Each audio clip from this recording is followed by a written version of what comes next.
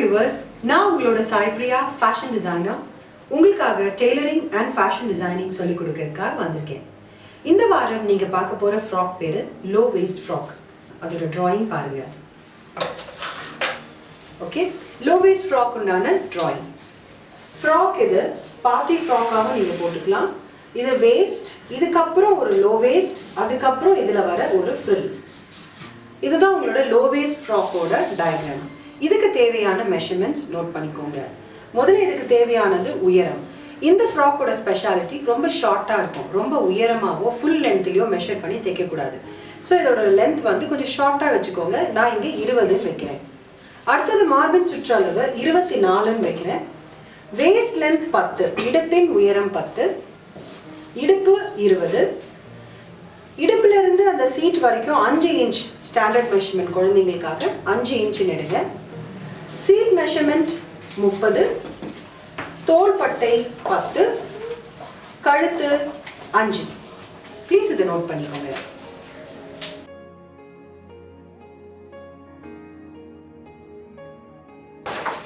இப்போ கன்ஸ்ட்ரக்ஷன் போலாம்.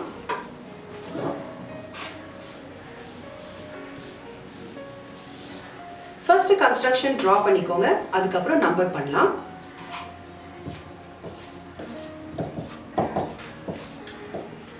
ஓகே, நான் நம்பர் பண்ணியாச்சு. இப்போ நம்பருக்கு உண்டான கன்ஸ்ட்ரக்ஷன் பார்க்கலாம். இதுல 0 to 1ன்றது லோ வேஸ்ட் ஃப்ராக்ன்றதுனால முழு உயரம் நம்ம எடுக்க மாட்டோம். இடுப்பின் உயரம் பிளஸ் 5 inches. இடுப்பின் உயரம் குழந்தைங்களுக்கு 10 வச்சிருக்கேன். 10 plus 5 inches. So 0 to 1 15 inches. ஓகேமா? ஸோ உயரம் 20 இருக்கு. அதில் 15 இன்ச் வந்து அதோட பார்டர்ஸ்க்கு போயிடுது. மீதி ஸ்கர்ட் மெஷர்மெண்ட். அடுத்தது 0 to 2 1/4 செஸ்ட். மார்பின் சுற்றளவை 4 பிரிங்க. அதுதான் உங்களோட 0 to 2. 2 to 3 1/4 chest plus 1. மார்பின் சுற்றளவை 4 பிரிச்சுட்டு பிளஸ் 1 இன்ச் ஆட் பண்ணிக்கோங்க. அடுத்தது 0 to 10. 0 to 10 இந்த குழந்தைக்கு வேஸ்ட் லென்த் 10 வச்சிருக்கேன், 10 இன்ச். 10 to 11 1/4 waste plus 1. இடுப்பின் சுற்றளவு, குழந்தையோட இடுப்பின் சுற்றளவு எடுங்க. அது 4 பிரிச்சுட்டு பிளஸ் 1 இன்ச் எடுத்துக்கோங்க. 10 to 1 5 inches. இந்த 10 to 1 5 inches தான் உங்களோட waist to seat measurement. 1 to 4 1/4 seat plus 1. சீட்டோட சுற்றளவு பை 4 பிளஸ் 1 இன்ச் ஆட் பண்ணிட்டீங்கன்னா 1 to 4 ரெடி ஆயிடும். 0 to 5 ஹாஃப் ஷோல்டர். தோள்பட்டை 10 இருக்கு, பாதி 5 எடுத்துக்கோங்க. 0 to 7 112 செஸ்ட். ஸோ இதுதான் உங்களோட கால்குலேஷன். 0 to 7 மார்பின் சுற்றளவு 12 பிரிச்சுக்கணும். இந்த கால்குலேஷன் எல்லாம் கரெக்டாக ஃபாலோ பண்ணுங்க. அப்போதான் உங்களுக்கு ஃபிட்டிங் ரொம்ப அழகாக வரும். யாருக்கு வேணாலும் அளவு எடுக்கலாம், ஆனால் கால்குலேஷன் இதை நீங்கள் ஃபாலோ பண்ணிக்கணும். இப்போ இந்த டிராயிங்கில் நான் நெக் வரைஞ்சிருக்கேன். குழந்தையோட நெக்கு 4லேருந்து 5 இன்ச் வரைக்கும் நீங்கள் ஷேப் பண்ணிக்கலாம். ஷோல்டர் ஸ்லோப் வரைஞ்சிக்கலாம், எக்ஸ் கண்டுபிடிக்கலாம், ஷேப் பண்ணலாம். ஸோ இது உங்களோட பார்டர்ஸ் டிராஃப்ட். ப்ளீஸ் காப்பி பண்ணிக்கோங்க.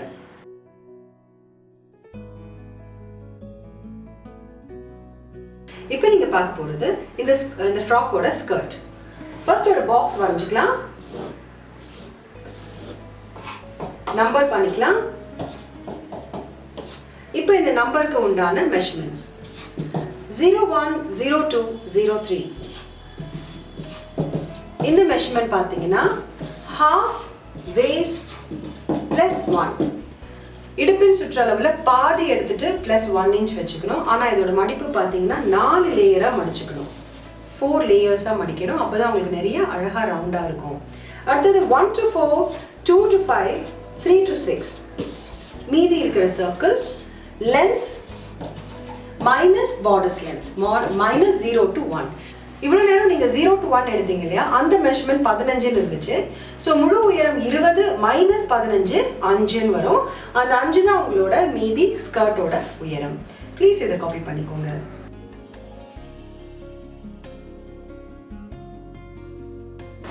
இப்போ நம்ம அந்த டிராஃப்டை எப்படி பேப்பர் கட்டிங்காக மாற்ற போகிறோம்னு பாருங்க.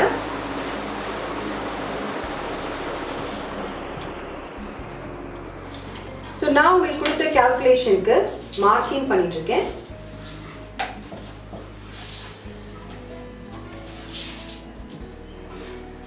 ஓகே, மார்க்கிங் பண்ணியாச்சு. இந்த கால்குலேஷன் எப்படி பண்ணணும்னு தெரியும் இல்லையா? ஸோ என்ன ஆன்சர் வந்தாலும் அதோட ஃபார்முலா நான் முன்னாடியே சொல்லியிருக்கிற மாதிரி கால்குலேட் பண்ணிக்கோங்க. மேக்ஸ் கொஞ்சம் கஷ்டமாக இருந்தால் கவலைப்பட வேணாம், கால்குலேட்டர் யூஸ் பண்ணிக்கோங்க. ஓகே, ஸோ இது நம்மளோட பாடி டிராஃப்ட் லோ வேஸ்ட் ஃப்ராக்குக்கு உண்டான டாப் போர்ஷன். இதை நம்ம கட் பண்ணிப்போம். இப்போ கட் பண்ணலாம்.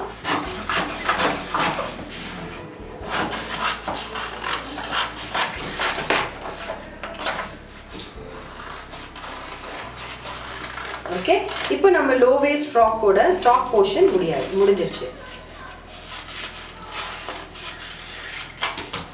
ஓகே, இது நம்மளோட லோ வேஸ்ட் ஃப்ராக்கோட டாப் போர்ஷன். இப்போ ஸ்கர்ட் போர்ஷன் கட் பண்ண போறோம் பாருங்க. ஓகே, இப்போ ஸ்கர்ட்டோட கன்ஸ்ட்ரக்ஷன். வேஸ்ட்ல ஹாஃப் பண்ண சொன்னேன். 20 இருந்தது வேஸ்ட், ஸோ நான் 10 எடுத்துக்கிறேன். இதுதான் உங்களோட ஸ்கர்ட்டோட ஃபர்ஸ்ட் போர்ஷன். செகண்ட் போர்ஷன் அதோட லென்த், ஸ்கர்ட்டோட length 5 inches. So full length 20 வந்ததுனால 15 inches முடிஞ்சிருச்சு. மீதி இருக்கிறது 5 inches. அந்த 5 inchesக்கு ஸ்கர்ட் வருது. இதை நம்ம மார்க் பண்ணியாச்சு. இப்போ இதை கட் பண்ணலாம்.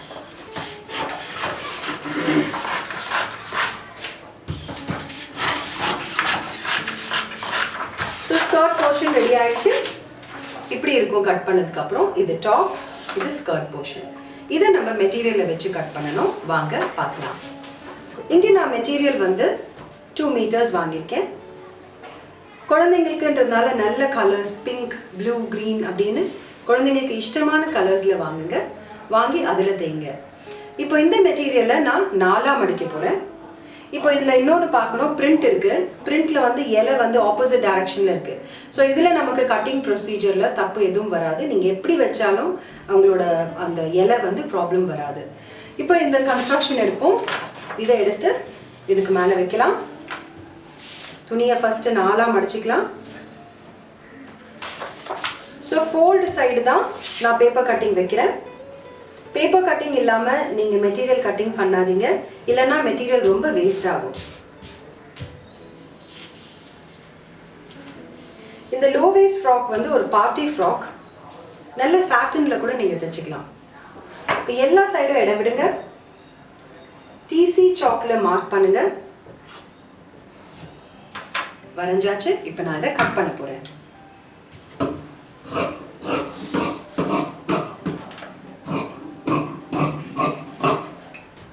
இப்போ நெக்லைன் கட் பண்ண போகிறேன். Arm whole. இப்போ நம்மளோட டாப் போர்ஷன் ரெடி ஆயிடுச்சு. இப்போ நம்ம பார்க்க போகிறது ஸ்கர்ட். ஸ்கர்ட்க்கு என்ன பண்ணணும், மீதி இருக்கிற துணியை நம்ம 4ஆக மடிக்கணும்.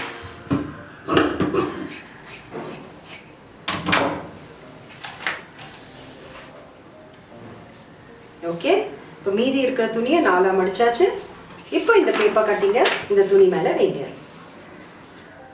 டிசி எடுத்துக்கோங்க, அதாவது டெய்லர்ஸ் சாக் எடுங்க. பேப்பர் கட்டிங் வச்சுட்டு எல்லா சைடுமே மார்க் பண்ணுங்க. இப்போ கட் பண்ணுங்க. எப்பவுமே பேப்பர் கட்டிங் பண்ணிட்டீங்கன்னா, பேட்டர்ன் ரெடி ஆயிடுச்சுன்னா மெட்டீரியல் கட்டிங் தைரியமாக நீங்கள் கட் பண்ணலாம். இங்கே நம்மளோட ஸ்கர்ட் போர்ஷனும் ரெடி ஆயிடுச்சு. இப்போ இந்த ஸ்கர்ட் போர்ஷனை தான் நம்மளோட பாடி போர்ஷனோட இணைக்க போகிறோம். இது எப்படின்னு நம்ம ஸ்டிச்சிங்கில் பார்க்கலாம். இப்போ லோ வேஸ்ட் ஃப்ராக்குக்கு உண்டான ஸ்டிச்சிங் ப்ரொசீஜர். லோ வேஸ்ட் ஃப்ராக்குக்கு ஒரு கழுத்துன்னு ஒன்று இருக்கு இல்லையா, இந்த கழுத்துக்கு கிராஸ் பீஸ் கொடுக்கணும். இது எப்படின்னு நம்ம சித்ராமா நமக்காக வச்சு காட்டுவாங்க. வாங்க பார்க்கலாம். கிராஸ் பீஸ் வைக்கும்போது நம்ம ஃபஸ்ட்டு கிராஸ் பீஸஸை முதல்ல ஒன்றா இணைச்சிட்டு ஒரு ரிப்பன் மாதிரி ஆகிக்கணும். அதுக்கப்புறம் ஒரு பக்கம் மட்டும் மடித்து தைச்சிக்கணும்.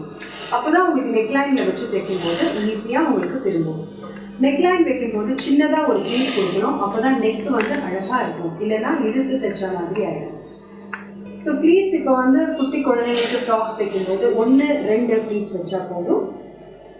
ஸோ நெக்லைன் தைக்கும்போது கேர்ஃபுல்லாக தேங்க. ஏன்னா சின்ன குழந்தைங்களுக்கு தைக்கும்போது அந்த கழுத்து ரொம்ப குட்டியாக இருக்கும். ஸோ உங்களோட விரல் கண்ட்ரோலில் வந்து தைக்கணும். பெரியவங்களுக்கு தைக்கும் போது அப்படி கிடையாது, நல்ல பாக்ஸ் நெக்லாம் நம்ம பார்த்துருக்கோம், ஈஸியாக இருக்கும். குழந்தைங்களுக்கு தைக்கும் போது தான் நிதானம் போகும்.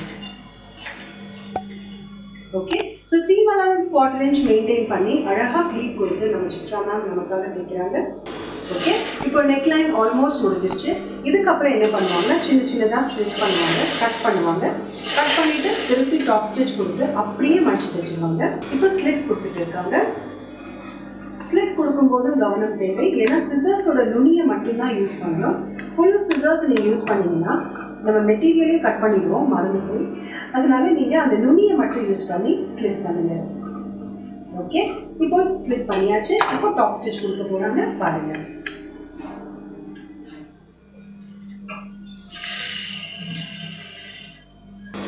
இப்போ ரவுண்ட் நெக் டாப் ஸ்டிச் கொடுத்துருக்காங்க. டாப் ஸ்டிச் கொடுக்கும்போது அந்த நெக்லைனாக தான் வைக்கணும், ஸ்ட்ரைட்டாக வச்சு தைக்கக்கூடாது. ஓகே, இப்போ டாப் ஸ்டிச் முடிஞ்சாச்சு. இப்போ மடிச்சு தைக்க போகிறாங்க. சில டைம் நீங்கள் மடிச்சு தைக்கலாம், இல்லைன்னா ஹெம்மிங் பண்ணிக்கலாம். ஹெம்மிங் பண்ணிட்டீங்கன்னா ஃப்ராக்ஸ் எப்பவுமே பார்க்க அழகாக இருக்கும். எப்பவுமே ஒரு பேக் ஸ்டிச்சோட ஸ்டார்ட் பண்ணுங்கள், அது நல்ல ஸ்ட்ராங்காக இருக்கும். ரவுண்ட் நெக் தைக்கும் போது கூட நெக்கோட ஷேப் கவனமாக தைக்கணும். இப்போ ரவுண்ட் நெக் தைச்சிட்டு இருக்காங்க, ஆல்மோஸ்ட் முடியும் போது. ஓகே, இப்போ அவங்க தைக்கிற முறையை பாருங்க. நெக்லைனை விரிக்காம ஒரு நெக்லைனை நம்ம பக்கமே க்ளோஸாகவே வச்சுக்கணும். அப்போதான் நெக்கு விரியாம அழகா இருக்கும். இல்லை உங்களுக்கு ரவுண்ட் நெக் தைக்கிறது இந்த மாதிரி கஷ்டமா இருந்தால் கிராஸ் பீஸ் கொடுத்ததுக்கு அப்புறம் ஹெம்மிங் பண்ணிக்கோங்க, அது ரொம்ப சேஃப். ஓகே, இப்போ நம்மளோட நெக் ரெடி ஆயிடுச்சு. இதுக்கப்புறம் நம்ம என்ன பண்ணுறோம்னா, இதுக்கு கீழே ஒரு ஸ்கர்ட் இருக்கு இல்லையா, அந்த ஸ்கர்ட்டுக்கு கேதர் கொடுத்துட்டு, கேதர்ஸ்னால் குட்டி குட்டியாக ப்ளீட் கொடுத்துட்டு அந்த ஸ்கர்ட்டை எடுத்து நீங்கள் ஹெம்லைனில் ஃபிக்ஸ் பண்ணுங்கள். இப்போ இந்த சர்க்குலர் ஸ்கர்ட்டில் மேடம் அழகாக குட்டி குட்டியாக கேதர்ஸ் வச்சுருக்காங்க பாருங்கள். இந்த கேதர்ஸை தான் குட்டி குட்டியாக கேதர்ஸ் கொடுத்து, சின்ன குழந்தைங்கன்றதுனால சின்ன சின்ன கேதர்ஸ் கொடுங்க. இந்த கேதர்ஸ் பிடிச்சதுக்கப்புறம் இந்த ஸ்கர்ட் இப்படி இருக்கும். அதாவது லோ வேஸ்ட் ஸ்கர்ட்ன்றதுனால இந்த குட்டி போர்ஷன் இந்த கேதர் பிடிச்சதுக்கப்புறம் இப்படி இருக்கும். இதோட அளவும் வேஸ்டோட அளவும், அதாவது நம்ம ஹெம்லைனோட அளவும் சேமாக இருக்கணும். அதுக்கு தகுந்த மாதிரி தான் நீங்கள் கேதர்ஸ் பிடிக்கணும். இப்போ சித்ரா மேம் நமக்காக அந்த கேதர் பண்ண ஸ்கர்ட்டை பாட்டம் லைனில் தைச்சிட்டு இருக்காங்க. Seam allowance 1/4 inch. இப்போ இன்னொன்று கேதர்ஸ் பக்கம் தான் நீங்கள் தைக்கணும். கேதர்ஸை கீழே வச்சு தைச்சிங்கன்னா கேதர்ஸ் ரிட்டன் எப்படி இருக்குன்னே நமக்கு தெரியாது. ஸோ இதுதான் stitching procedure. So main piece கீழே இருக்கணும், கேதர் பீஸை பார்த்து தைக்கணும், அப்போ தான் உங்களுக்கு ஸ்டிச்சிங் நல்லா வரும். ஓகே, இப்போ ஸ்டிச்சிங் முடிச்சாச்சு, கேதர்ஸ் ரெடி ஆகிடுச்சு. இப்போது ஃப்ரண்ட் போர்ஷன், அதாவது 2 பாகம் இருக்குது, ஃப்ரண்ட் ஒன்று பேக் ஒன்று. ஃப்ரண்ட் போர்ஷன் ரெடி ஆகிடுச்சு. இதே மாதிரி உங்களோட பேக் போர்ஷன் ரெடி பண்ணிடுங்க. இப்போ front and back portion ready ஆகிடுச்சுங்க. இங்கே பாருங்கள், ஒரு ஃப்ரண்ட் போர்ஷன் ஒரு பேக் போர்ஷன் ரெடி ஆகிடுச்சு. ஸோ கீழே வந்து ப்ளீட்ஸ் எல்லாம் வச்சுருக்கோம். ஸோ இப்படி இருக்கும். அடுத்தது இது ரெண்டும் ஜாயின் பண்ணணும்னா ஷோல்டர் இணைக்கணும். ஷோல்டர் இணைச்சதுக்கப்புறம் இந்த ஆர்ம் ஹோலுக்கு கிராஸ் பீஸ் வச்சு தைக்கணும். கிராஸ் பீஸ் வைக்கிறது இப்போ தான் நீங்கள் பார்த்தீங்க, கழுத்துக்கு நம்ம கிராஸ் பீஸ் வச்சு தைச்சா மாதிரியே ஆர்ம் ஹோலுக்கும் கிராஸ் பீஸ் வச்சு தைக்கணும். இது எப்படின்னு நம்ம சித்ரா மேம் தைக்க போகிறாங்க, பாருங்கள். ஸோ ஃபர்ஸ்ட் அவங்க ஷோல்டர் இணைக்கிறாங்க. ஷோல்டர் இணைக்கும் போது எப்போவுமே கழுத்துலேருந்து ஆர்ம் ஹோல் பக்கம் தைக்கணும். மேடம் வந்து நல்ல பேக் ஸ்டிச் கொடுத்து நல்லா ஸ்ட்ராங்காக தைக்கிறாங்க. ஏன்னா ஷோல்டர் தான் நம்ம ஒரு ட்ரெஸ்ஸோட மெயின் சப்போர்ட்டு. ஸோ ஷோல்டர் மட்டும் டபுள் டைம் நீங்கள் தைச்சிக்கணும், அப்போ தான் ஸ்ட்ராங்காக இருக்கும். ஓகே, ஸோ ஷோல்டர் இணைச்சாச்சு. இதுக்கப்புறம் நம்ம ஆர்ம் ஹோல் ஃபினிஷ் பண்ணிவிட்டு சைட் ஃபினிஷ் பண்ணணும். இப்போ நீங்கள் பார்த்த லோ வேஸ்ட் ஃப்ராக்கோட செய்முறை திருப்பி சொல்கிறேன். கழுத்து கிராஸ் பீஸ் பண்ணாங்க, ஷோல்டர் இணைச்சாங்க. ஷோல்டர் இணைச்சதுக்கப்புறம் ஆர்ம் ஹோலுக்கு கிராஸ் பீஸ் கொடுத்தோம். ஒரு சைடு இணைக்கணும், அதே மாதிரி இன்னொரு சைடு இணைக்கணும். அது நமக்கு சித்ரா மேம் எப்படி இணைக்கணும்னு சொல்லி தருவாங்க, பாருங்கள். ஸோ நம்ம கேதர்ஸ் கீழே வச்சு தைச்சதுக்கப்புறம் நமக்கு ஃப்ராக் ஆல்மோஸ்ட் ரெடி ஆகிடும். அதுக்கப்புறம் சைடு இணைக்கிறது மட்டும்தான் இருக்கும். சைடு இணைக்கிறது எப்படின்னா half chest, half waist, half seam. உங்களோட முழு மெஷர்மெண்ட்டில் பாதி இதுக்காக நீங்கள் செக் பண்ணி வரைஞ்சிக்கோங்க. வரைஞ்சதுக்கப்புறம் நீங்கள் தைங்க. இல்லைனா நீங்கள் பெல் பின்ஸில் பின் பண்ணிவிட்டு தைக்கும் போது அந்த பின்னை ஒன்றா எடுத்து தைச்சிக்கிட்டே இருக்கலாம். ஓகே, இப்போ உங்களோட ஃப்ராக் ரெடி ஆகிடுச்சு. Last and final step, bottom லைனை மடிச்சு தைக்கணும். அது எப்படின்னு பார்த்துக்கலாம். இப்போ நம்ம ட்ரெஸ்ஸோட லாஸ்ட் போர்ஷனுக்கு வந்தாச்சு. பாட்டம் லைன் மடிச்சும் தைச்சாச்சு. நம்ம சித்ரா மேம் நமக்காக அழகான ஒரு ஃப்ராக் ரெடி பண்ணி கொடுத்துருக்காங்க. இது எப்படி இருக்குன்னு பார்க்கலாம். இப்போ நம்மளோட லோ வேஸ்ட் ஃப்ராக் ரெடியாக இருக்குது. இதுதான் உங்களோட low waste frock. Front view, இது பேக் வியூ. ஸோ இந்த மாதிரி நீங்களும் நல்ல பிரைட் கலர்ஸில், இந்த மாதிரி பிரிண்ட்ஸில் நீங்களும் லோ வேஸ்ட் ஃப்ராக் ட்ரை பண்ணுங்கள். இதில் அழகான பட்டன்ஸ் கூட நீங்கள் வைக்கலாம், இல்லைன்னா லேசஸ் வைக்கலாம், இல்லை சாட்டின் ரிப்பன் கட்டலாம், இல்லைன்னா போஸ் வைக்கலாம். இல்லைன்னு வச்சுக்கோங்களேன், கடைகளில் நிறைய பேட்ச் ஒர்க்ஸ் கிடைக்குது. பேட்ச் ஒர்க்ஸ் வச்சு கூட இந்த ட்ரெஸ்ஸை அழகாக்கலாம். இந்த அழகான ட்ரெஸ் தச்சு கொடுத்த நம்ம சித்ரா மேம்க்கு ரொம்ப ரொம்ப நன்றி. Thank you so much ma'am. இது நம்மளோட லோ வேஸ்ட் ஃப்ராக். இது ஒரு பார்ட்டி ஃப்ராக். நான் இங்கே காட்டனில் ரெடி பண்ணி வச்சுருக்கேன். நீங்கள் இது சிந்தட்டிக், இல்லைன்னா டிஷ்யூ, இல்லைன்னா நல்ல சில்கில் கூட இதை தைக்கலாம். லோ வேஸ்ட் ஃப்ராக் நீங்கள் தைக்கும் போது நீங்கள் பார்த்த ப்ரொசீஜர்ஸை ஃபாலோ பண்ணுங்கள். இது ரொம்ப முக்கியமான ஒரு பார்ட்டி ஃப்ராக் பேட்டர்ன். ஸோ அதனால் நிறைய ப்ராக்டிஸ் பண்ண தான் இது நல்லா வரும். நம்ம ஷோவில் உங்களுக்கு எப்படி ஸ்டிச் பண்ணணும், இந்த ஸ்டிச்சிங்கை எப்படி உங்கள் தொழிலாக மாற்றலாம், அப்படியெல்லாம் உங்களுக்கு நான் சொல்லி கொடுத்துட்ருக்கேன். இதை நீங்கள் தொடர்ந்து பார்க்கும்போது இந்த அழகான தொழிலே உங்களோட வாழ்க்கை பாதையாக மாறிடும். நீங்கள் வேணால் பாருங்களேன், நீங்கள் எல்லாத்தையுமே ப்ராக்டிஸ் பண்ணி ஒழுங்காக ஸ்டிச் பண்ணி ஒரு நல்ல ஒரு பொசிஷனுக்கு நீங்கள் வரதான் போறீங்க. இது ஒரு நல்ல தொழிலாக உங்களுக்கு வாழ்க்கையில் அமையதான் போகுது. அந்த நல்ல பாதையை காட்டுறது தான் நம்ம ஷோ. அதுதான் உன்னால் முடியும் தோழி.